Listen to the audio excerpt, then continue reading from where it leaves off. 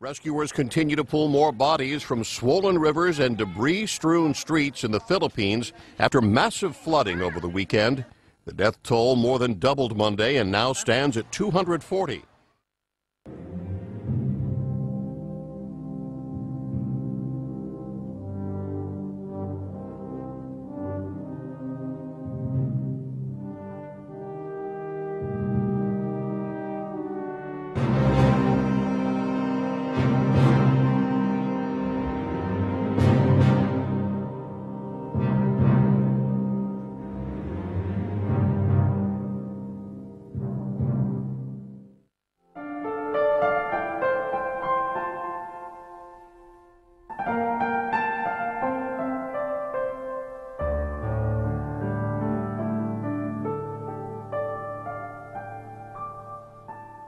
So right now we are going to the affected area where we will set up the water station. This is Marikina Valley. They need water here. Okay, so we will supply them with free scalar energized water donated by Fusion Excel International in their drive or program called Oplan Tubig ng Buhay, and that is for the Hope for Children.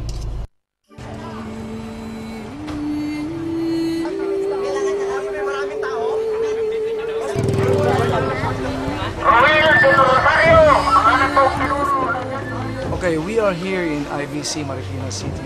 Look at this. These are tons and tons of garbage right on the street right here, and so the relief operation is not possible because the roads are blocked with this tons and tons of garbage and muddy and flooded road.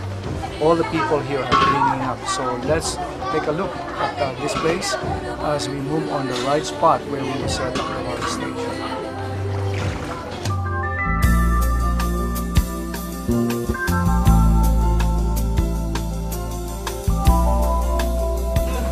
Alam mo, Banji, no? Saan kayo kumukuha ng inumin?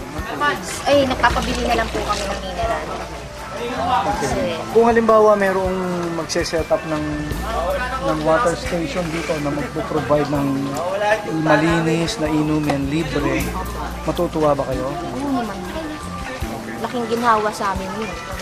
Para hindi na kami bibili. Ito sa ating site na pinuntahan, this is Pasig City.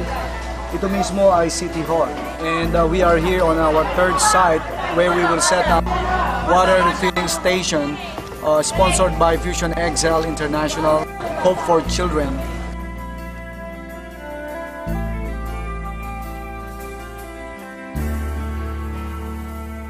Pastor, thank you, and also to Fusion Excel. Thank you very much for making us one of the stewards of this water station. Okay, nandito tayo sa isa pang site na pinili natin na mag-set up ng isang water station sponsored by Fusion Excel International, Hope for Children.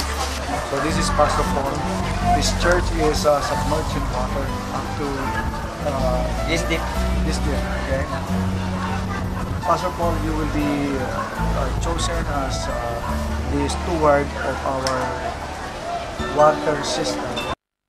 At nandito po mga kaibigan, yung mga taong meron pong malalaking puso na nag-pledge po ng iba't ibang tulong, pinansyal man o kagamitan, para po sa mga biktima ng Bagyong Ondoy at Pepe.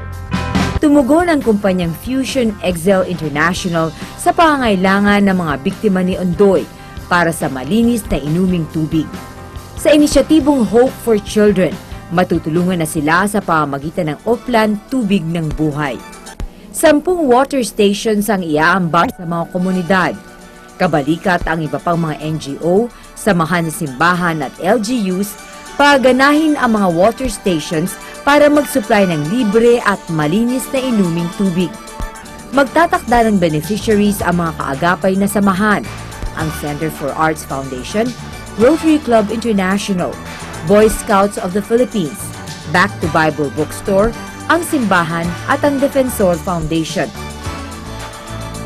Sa pangunguna ng mga ginoong sina Paul Ting, KS Lee at iba pang network leaders ng Fusion Excel, patuloy na tutulungan ang mga batang naghihikahos sa pag-asang maiangat ang pamumuhay ng kanilang mga pamilya.